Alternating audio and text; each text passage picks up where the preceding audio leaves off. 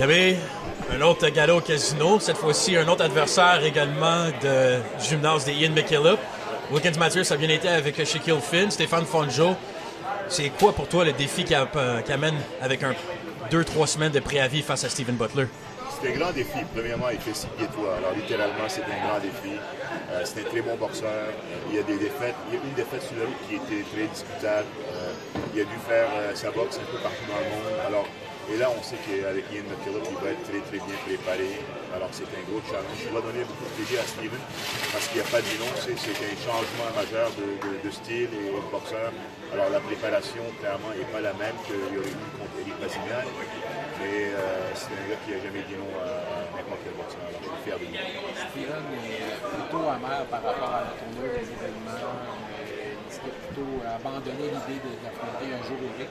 Oui, moi aussi. Toi aussi. Qu'est-ce qui se passe avec Eric? Écoute, Eric, il n'est pas dans une bonne phase présentement. On doit l'admettre. Je ne vais pas vous raconter des histoires. Eric, c'est une personne qui est très talentueuse, qui a malheureusement pas été disciplinée en dehors et il y a ses raisons pour ça. Mais on a tous des trucs dans la vie. Il faut livrer la marchandise quand même. Il a eu une chance, deux chances, une troisième chance. À ce moment-là, on doit le protéger contre lui-même. Alors, il est suspendu. Son contrat est suspendu. Et il va devoir remplir certaines conditions avant de pouvoir l'embarquer dans le ring pour faire des sparring ou bien des combats. Parce qu'il se blesse à chaque fois. Alors, on doit protéger sa santé en premier lieu. Et ça a été là-dessus. Si on regarde aussi des super moyens, Camille, pas juste Steven Butler qui arrive dans une position potentiellement intéressante éventuellement pour les classements, Mbili Iglesias, peut-être que Steven, à 168 livres, on oublie qu'il peut revenir vers un titre championnat du monde comme il a déjà fait chez les 160 livres. 100%, oui, il y a ce qu'il faut pour ça. Il va devoir passer les tests. Là. Il y a un gros test demain, puis on a hâte de voir ça donne quoi. Mais je pense qu'il garde sa force beaucoup plus à ce poids-ci. Il boxait souvent amenuisé. Il boxait à 60, 50, 60% de ses capacités. De la façon comment il faisait le poids, ça n'est pas bien pour garder sa puissance. Alors, on espère que ça va faire la différence qu'on a besoin pour gagner un combat de championnat du monde. Wilkins Mathieu, il y a quelques semaines, on l'a vu en action. Maintenant, j'ai pas eu la chance d'en parler, Camille, mais quand tu vois cette performance contre Shaquille Finn et également l'état de force que vous avez dans cette catégorie de poids dans Eye of the Tiger, à quel point tu es satisfait de cette performance? Très, très satisfait. Écoute, c'est un jeune homme de 20 ans. Là. Ce qu'il a fait est immense. Il a un record maintenant avec le titre de la NABF continentale. C'est le plus jeune de l'histoire. Alors, mais il y a du travail à faire encore, puis on va continuer à le développer, puis on veut le monter au niveau que Mbili et Iglesias sont aujourd'hui. Mais avec Wilkins et Steven, s'ils gagnent demain, on est très bien représenté dans la division la plus haute de la boxe professionnelle. Alors, c'est de bon augure parce que ça fait de la bonne business pour nous autres. Une des bonnes business, c'est qu'on entend comme rumeur Mbili Munguia. C'était rapporté à d'autres endroits comme le Ring Magazine. Qu'est-ce que tu peux nous dire par rapport à une annonce éventuellement sur le retour de Christian Mbili?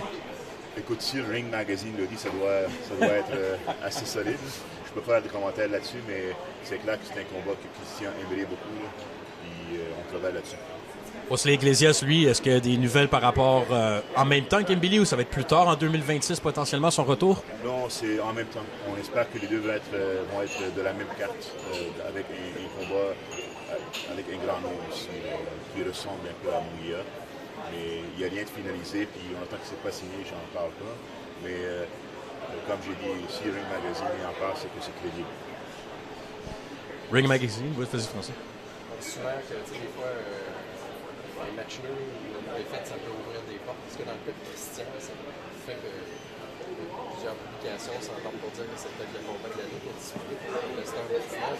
As-tu l'impression que toute une série de portes se sont ouvertes pour Christian de par son style? Il a peut-être été, disons, exposé à un très grand public aussi. C'est clair que le grand public a aidé. Christian était déjà très crédible comme combattant. Les gens savaient pas ce qu'il est capable de faire. Mais il a démontré beaucoup de cœur. Puis moi, pour moi, ce combat-là, on l'a gagné. C'était pas un bon combat. Je peux vivre avec le combat nul. Le plan de match de Martinez était de backer, de faire backer Christian. Il a dit avec son coach qu'il ne s'est pas boxé en reculant. Mais il a backé personne. Là. Il était dans les cadres tout le temps. C'est Christian qui l'a backé. Et c'était tout un combat. c'est un juge qui a donné 97-93 à l'autre, je dois chercher un cadeau de Noël avec des bonnes lunettes, je ne dis pas. Mais les deux autres avaient, c'était pas acheté 6-4, je peux vivre avec, 5-5, je peux vivre avec. D'après moi, Christian, il appartient à l'élite de cette division-là. Et pour être franc, là, Lester Martinez aussi, c'est un très bon combattant. Il aurait pu boxer contre n'importe quel 168, les deux, cette soirée-là, nous aurait battus, incluant les champions, soit Canelo ou Crawford. J'ai beaucoup confiance en Christian Mbili de pouvoir battre un de ces noms-là un jour. Et la même chose avec Iglesias. Alors on est très bien positionné, comme on vient de dire. La situation est quand même un peu floue à 168, étant donné que Terence Crawford est des ceintures, on ne sait pas si c'est des abandonnés, des femmes. Comment on agit, comment on joue ces cartes qu'on a en main? Écoute, les gestes parlent beaucoup plus que les paroles. Il ne court pas après un combat contre Christian, ni contre Iglesias. Moi, je pense que la probabilité est assez élevée qu'il délaisse ces ceintures-là, qu'il va aller boxer dans les poids moyens. Aller accomplir encore plus, ça serait vraiment quelque chose d'être unifié dans 4 divisions de poids. C'est un des meilleurs de tous les temps. Et au moment présent, là, je pense que Christian Mbili et Iglesias peuvent le battre, les deux, un à la fois. Mais peux-tu juste parler de la nouvelle signature d'Eye of the Tiger, Léonard Perez, première fois qu'on se parle ou qu'on se voit depuis cette signature, à quel point tu es excité de l'ajouter à l'équipe d'Eye of the Tiger? Très excité. Autant qu'on est excité d'avoir John Orobio, Moreno Fendero, Wyatt Sanford. On a une cuvée de boxeurs qui sont à long terme très prometteurs. Puis lui, c'en est un. C'est un cruiserweight qui fait 6 pieds 5, qui va éventuellement probablement devenir un poids lourd. Je pense qu'il peut. C'est le seul qui peut compétitionner, d'après moi, avec Jai Opetaia aujourd'hui, qui est tout un boxeur, un des meilleurs livre pour livre, d'après moi. Alors, on a hâte de l'amener au Québec et de le faire boxer devant les fans. Ils vont l'adorer. C'est un gars qui est aussi très charmant, comme Orobio. Similaire un peu aussi comme Osley Iglesias, quand vous l'avez signé, pas grand monde connaissait Osley Iglesias. On a vu sa fiche, on a vu qu'il avait le titre IBO, mais là, il a gagné beaucoup d'attention média depuis qu'il est avec Eye of the Tiger. Est-ce qu'on s'attend un peu le même genre de signature, si on veut, comme un no-bend d'une manière pour Eye of the Tiger? Oui, clairement. Écoute, Mark Ramsey fait un travail extraordinaire. Il a vraiment bâti l'écurie la plus redoutable qu'on a jamais eue au Québec mais au Canada. Et j'ai parlé plutôt des statistiques et des chiffres et des faits de notre écurie.